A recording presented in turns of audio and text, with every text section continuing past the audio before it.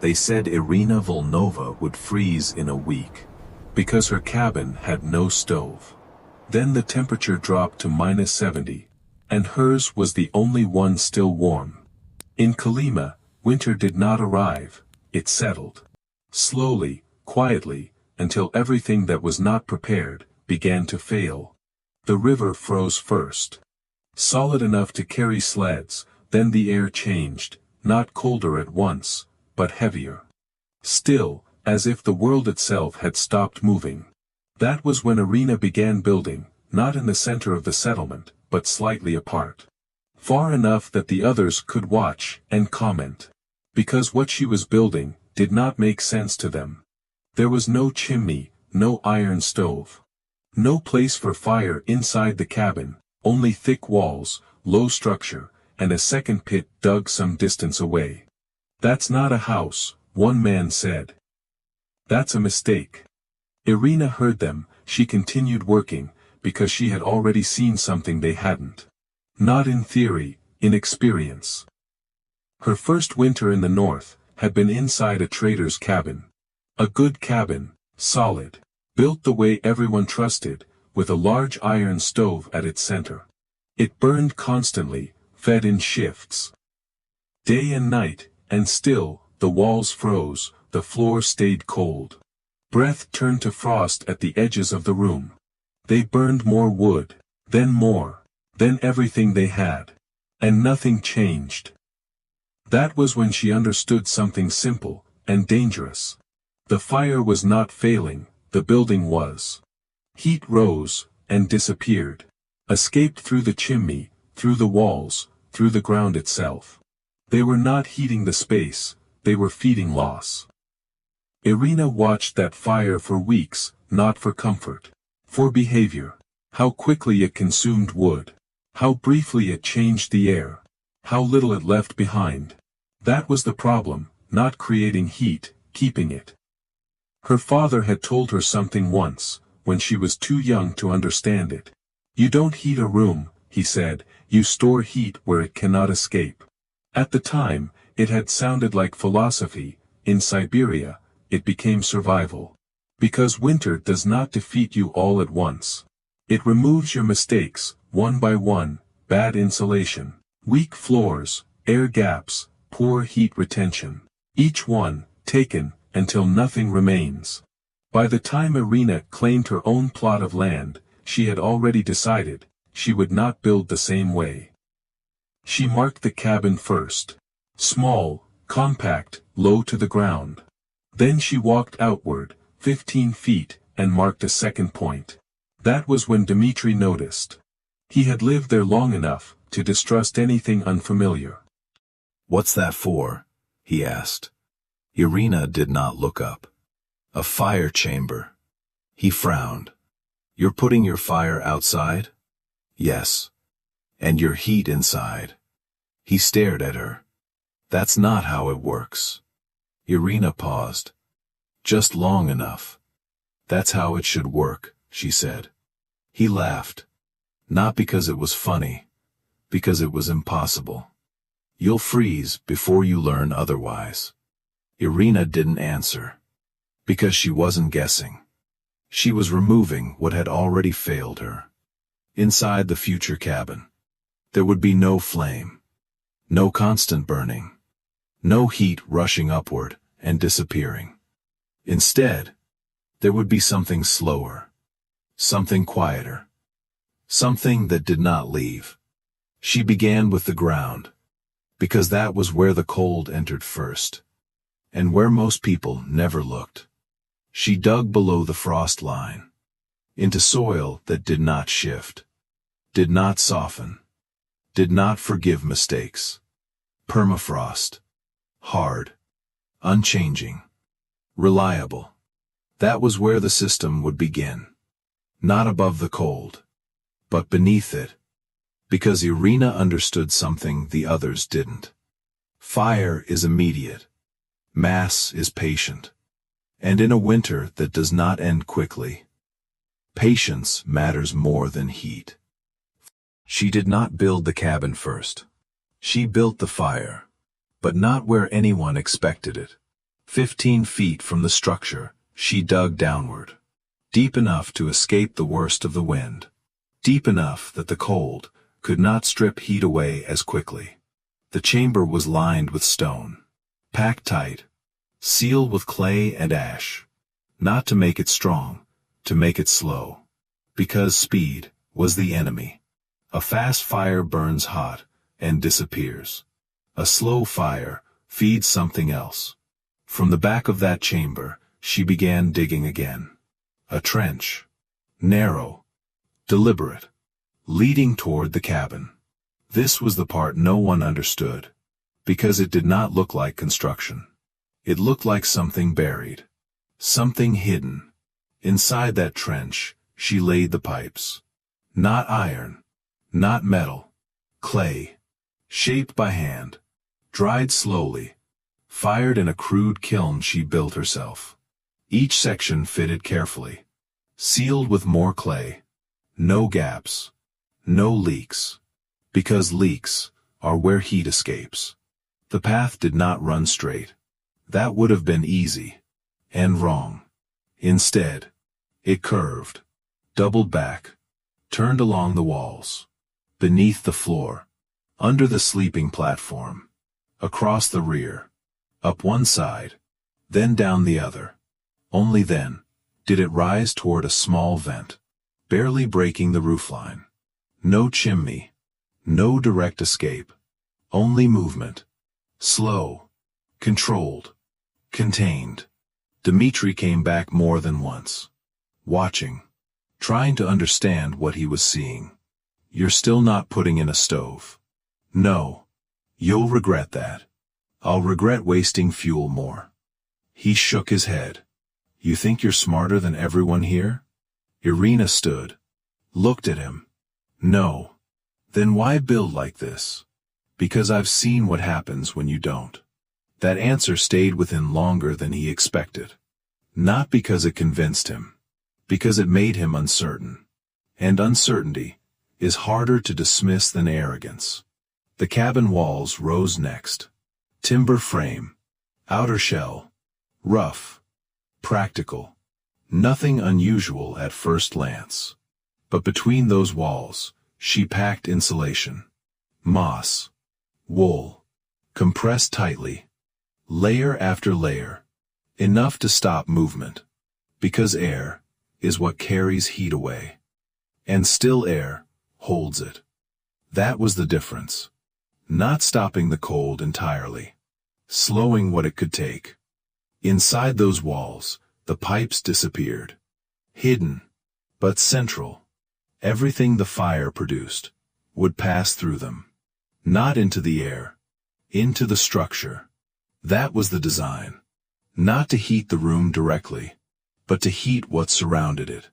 Clay. Wood. Mass. Materials that could absorb energy. Hold it. Release it slowly. Hours after the fire had died, days, if managed correctly. From the outside, it looked unfinished, no smoke. No sign of life, no proof that anything worked. That made it easy to dismiss. At the supply depot, men talked openly. She's building a smoke trap. No chimney at all. She thinks walls can hold heat. Irina bought what she needed. Clay, wool, iron fittings. And ignored the rest. Because they were seeing what was missing. She was building what mattered.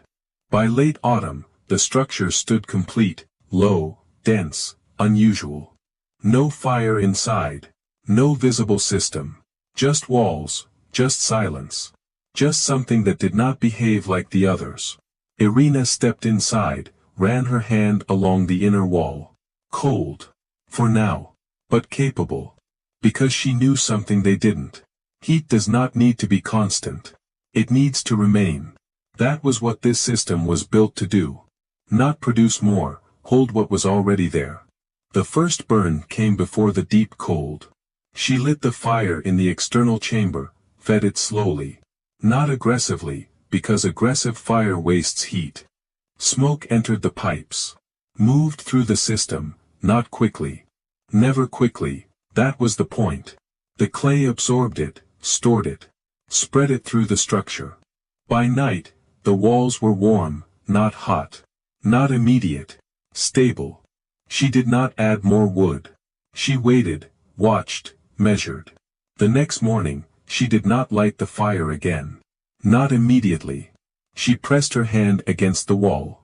Still warm, reduced, but present. That was enough. Because what she was building was not heat. It was time. And in a place where cold removes everything else. Time is what keeps you alive. By November, the temperature dropped below -20. Not unusual. Not yet. The kind of cold people there understood. The kind they believed they could handle. Fires burned longer. Wood stacks shrank faster. But nothing had failed. Not yet. Inside Irina's cabin, the system continued. She burned once in the morning. Slow. Controlled. Never feeding the fire more than it needed. Because more meant waste. Smoke entered the pipes, moved through the clay, disappeared into the walls. Not visible, but present. By midday, the fire was out. Completely. No flame. No glow. And still, the cabin held. Not warm in the way fire creates. Not sharp. Not immediate. But steady. The kind of warmth that doesn't move. Doesn't vanish. Doesn't need to be chased. That was the difference. Dmitri noticed it first. Not by temperature. By effort. He was cutting more wood. Burning longer. Sleeping less. And still waking cold. Every morning. The same cycle.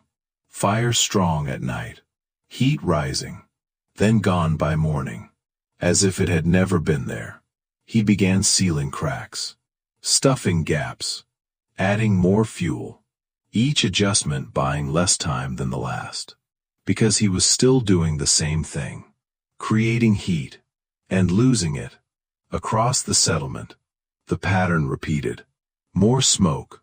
More movement at night. More wood carried during the day. The signs were visible. If you knew what to look for. Effort increasing. Results staying the same. That is how systems fail. Not suddenly. Gradually. Irina watched it happen. Without leaving her cabin. Because she had already seen it once before. And she knew where it led. Inside. Nothing changed. The fire burned once. Sometimes twice. Never more. The walls absorbed. Held. Released. Slowly. Predictably. That predictability mattered. More than warmth. More than comfort. Because the body can adapt to steady conditions.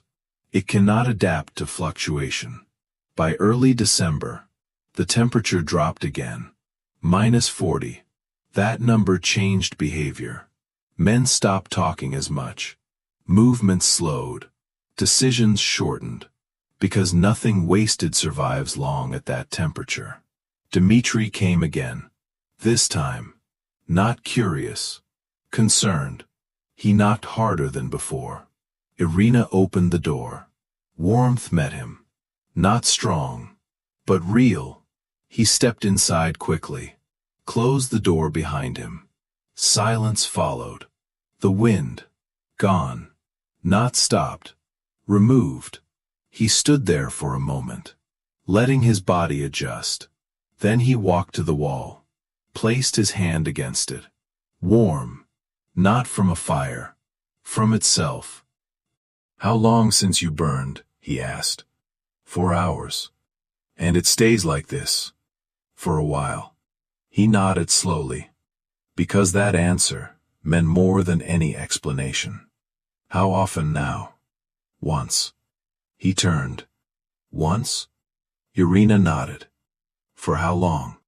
2 hours. He stared at her. Because he had already calculated the difference. He burned all day. Still lost heat. She burned once. And kept it. That gap could not be explained by effort. It had to be design. "What am I doing wrong?" he asked. Irina didn't answer immediately. Not because it was difficult. Because it was not something he would accept easily. "You are feeding the air," she said. He frowned. "What does that mean?" "You heat it." "Yes. And it leaves." He hesitated. "Through the chimney. And everything else." He looked down. At the floor. At the walls. At the structure he had trusted. "I seal my walls," he said. "You cannot seal the ground," Irina replied. That was the part he hadn't considered. Cold rising from below. Heat escaping from above. A system losing from both directions. "So what do I do?" he asked. Irina looked at him. "Stop trying to win with fire. That's all we have." "No," she said quietly. "It is only what you see." He didn't argue. Because he couldn't. The result was in front of him. Not theory. Not explanation. Evidence. Outside, the cold deepened. The wind sharpened. And something began to change. Not in temperature. In outcome. Wood piles, no longer reserves. They became limits. Men began counting differently. Not weeks. Days. How long could they keep burning? How long before the fire stopped? Because once it did, there was nothing left. Inside Irina's cabin, the question did not exist. Because her system did not depend on constant input. It depended on retention. And retention lasts longer than supply. That was when the difference became unavoidable. Not obvious to everyone, but clear to those paying attention. The cold was not defeating them equally. Some were losing faster. And one was not losing at all. By late December, the numbers stopped mattering. -50, -60, then lower. At that point, there is no difference, only consequence. The air itself became dangerous. Breathing too fast hurt. Exposed skin froze in seconds. Sound changed, dulled. As if the cold absorbed it before it could travel. This was not weather anymore. This was pressure. And under pressure, systems reveal themselves. The fires burned harder, longer, desperately. Wood that had been cut for an entire season began to disappear in weeks, then days. Men stopped sleeping through the night. They woke to feed the stove. Again. And again. Because if the fire died, everything died with it. Cabins filled with smoke. Chimneys clogged with thick residue. Green would burn too fast, too dirty, too inefficient. But there was no choice. Burn everything, or freeze. Dmitri lasted longer than most. He had prepared. Cut more wood. Stored more. Worked harder. But effort does not change design. One night, his fire burned too low. Just once. Just long enough. The cold entered. Not gradually. Completely. By morning, the walls had frozen. The floor had hardened. Everything he had built became part of the outside. He relit the fire. Fed it aggressively. Waited. But something had changed. The heat no longer held. It rose, and disappeared. As if the cabin itself had stopped cooperating. That was the moment he understood. Not clearly, but enough. He loaded what wood he had left, wrapped himself in everything he owned, and walked. The wind cut across the open ground. Relentless, unbroken. He did not think about distance, only direction. Irina's cabin. The only place he had seen where heat remained. When he reached it, his hands barely worked. His breath shallow, his body already slowing. He knocked once, weak. The door opened. Warmth met him. Not violently, not suddenly, but undeniably, real. Irina pulled him inside. Closed the door. And the world changed. The wind vanished. The cold stopped moving. The silence returned. He stood there, unable to speak, because what he felt should not have been possible. The walls radiated heat, not from a fire, from themselves. Stored, released, steady. How long? He asked finally. Irina looked at him. Since yesterday. He shook his head, because he had burned all night, and lost everything. She had burned once, and kept it. That difference was survival. Word spread quickly. Not as rumor, as necessity. One man came, then another, then more. At first, Irina resisted. Not out of refusal, out of reality. The system had limits. It could hold heat, but it could not hold everyone. Too many bodies, too much moisture, too much disruption, and even this would fail. So she chose carefully. The weakest first. Those who would not survive the night. Children. The old. Those already losing. They slept along the walls, close to the stored heat, wrapped, not in layers, but in stability. Because stability is what the body needs to recover. Outside, the cold continued, unchanged, unforgiving. But inside, the system held, because it was never built to fight the cold. It was built to ignore it. That was the difference. Other cabins reacted. Burn more. Seal more. Try harder. Irina's cabin did not react. It remained. And what remains outlasts what struggles. By early January, the settlement had changed. Not visibly, but structurally. Those who adapted, moved closer, watched, learned. Too late to rebuild, but not too late to understand. Because understanding comes before survival. Always. The temperature reached -70 for 2 nights. A number no one had spoken before. A number that ended arguments, ended assumptions, ended everything that did not work. But Irina's system did not change, because it had never depended on the number. It depended on something else. Something slower, something deeper, something the cold could not take quickly. That was why it held. And that was why it became the only place left where people could still survive. When the cold finally eased, it did not feel like victory. There was no moment, no clear end, just a gradual return.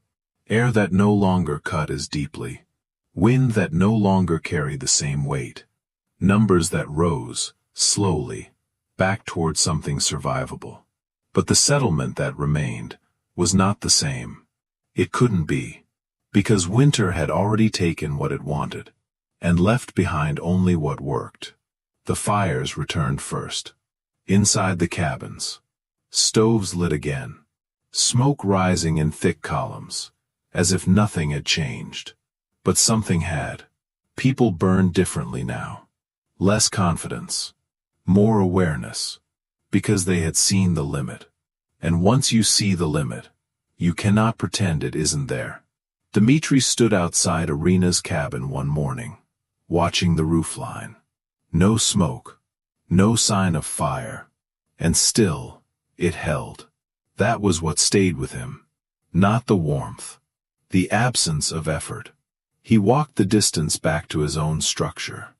Looked at the stove, at the wood stacked beside it, at the walls that had failed him, then at the ground beneath his feet.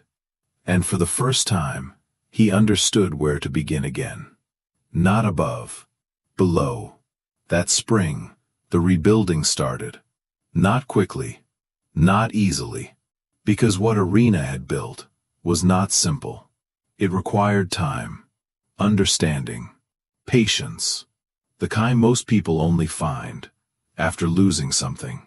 They dug, not shallow, not convenient, deep, into soil that did not change.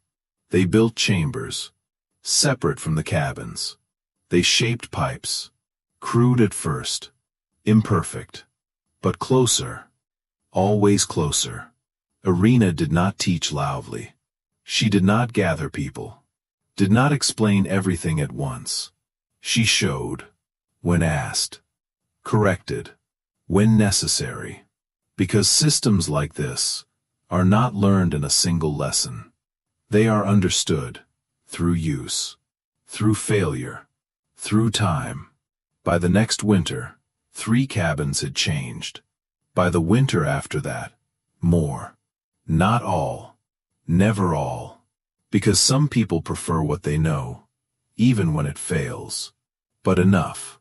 Enough to shift the settlement. Enough to change how winter was faced. Not as something to fight, but something to design around. Years passed. The system evolved, adapted, different materials, different layouts, but always the same idea at its core. Do not chase heat. Keep it. Do not feed the fire endlessly. Store what it gives you. Irina Volnova never claimed it as invention. When asked how she had survived that winter, she gave the same answer every time. I didn't change the cold. I changed what it could take. Because the cold had never been the enemy. Done the same thing. Removed what was not held. Taken what was not protected. Exposed what was not designed properly. The difference was finally understanding that. Some people believe survival comes from effort, from working harder, burning more, doing more. But effort cannot outrun loss. Only design can. Irina understood that. And because she did, when the cold came for everything, it found nothing left to take.